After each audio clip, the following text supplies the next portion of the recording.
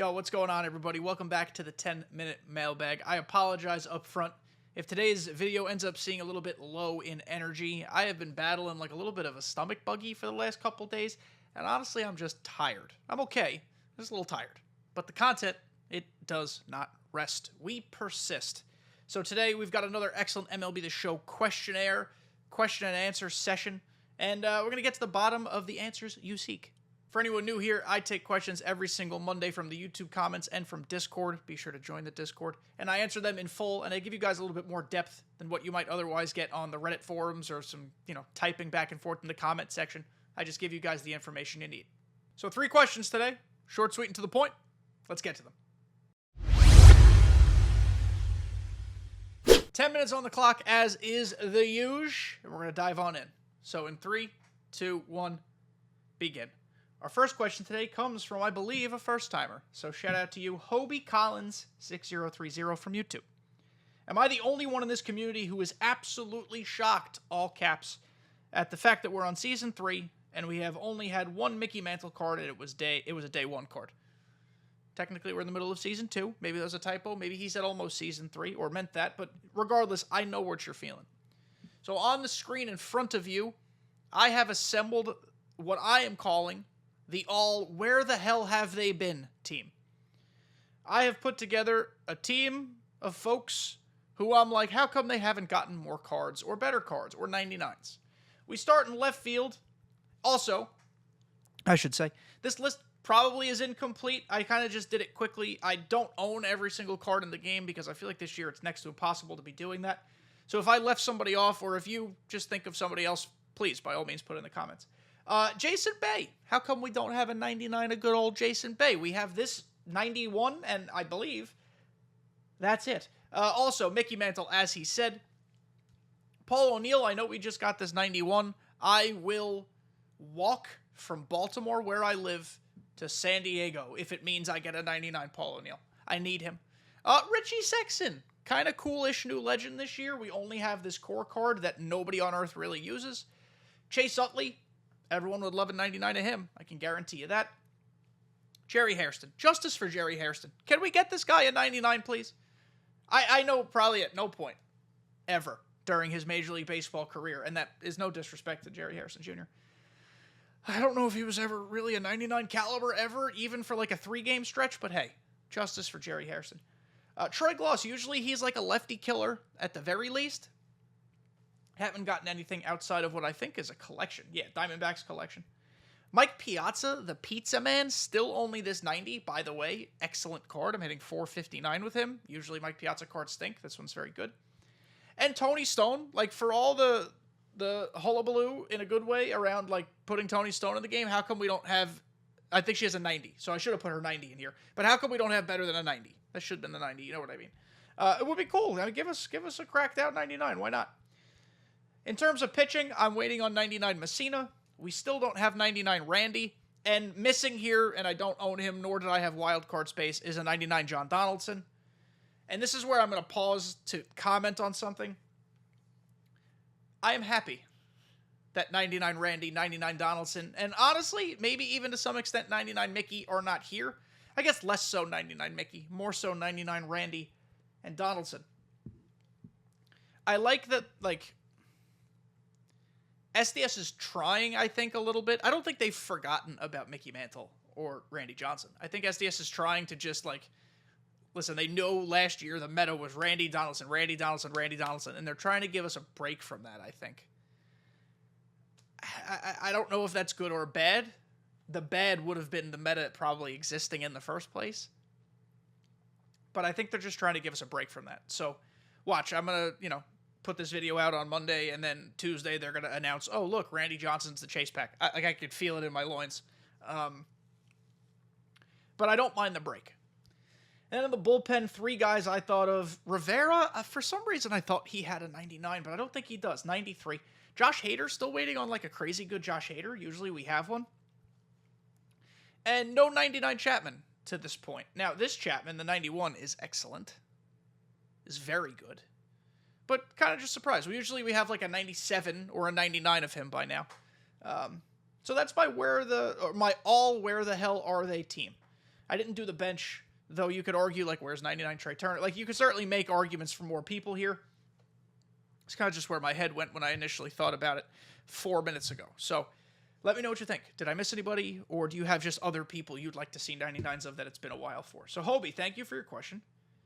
I think you probably said that more as like a, I don't need an answer to this question, more of like a comment like, where the hell's Mickey Mantle? But still, it's a fun conversation.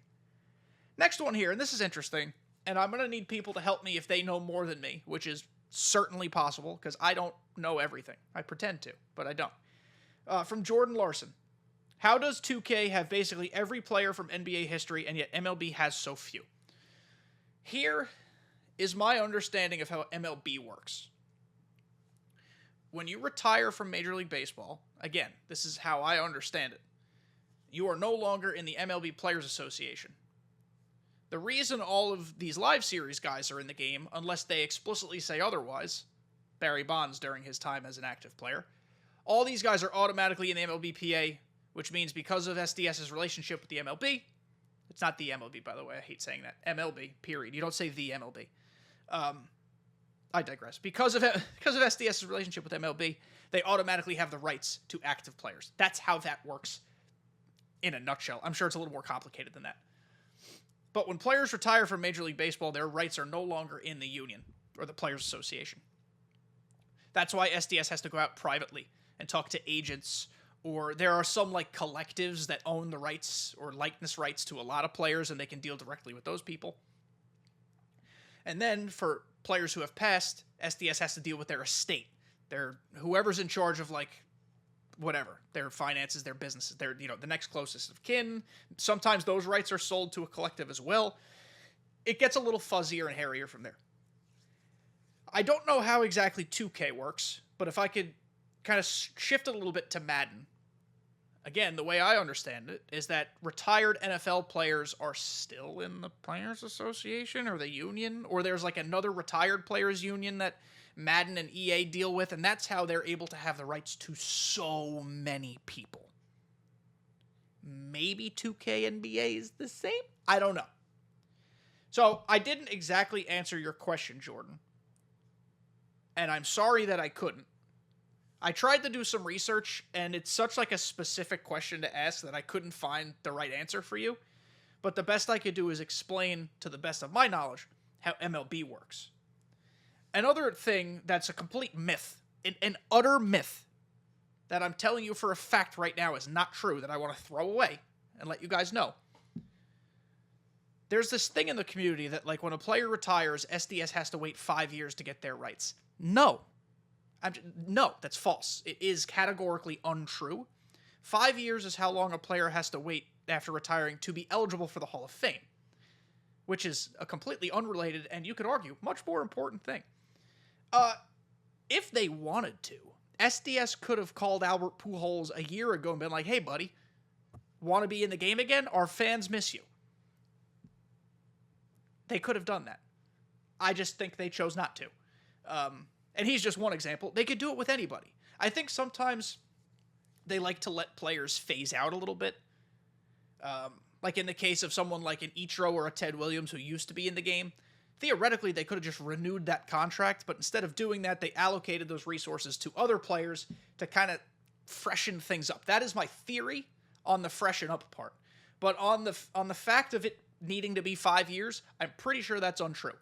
There are a lot of different cases in which maybe there are like, exclusivity deals that these players or retired players sign with other games, or there are a million other ways or a million other things that could like muddy up that situation or the speed with which they're added back to the game.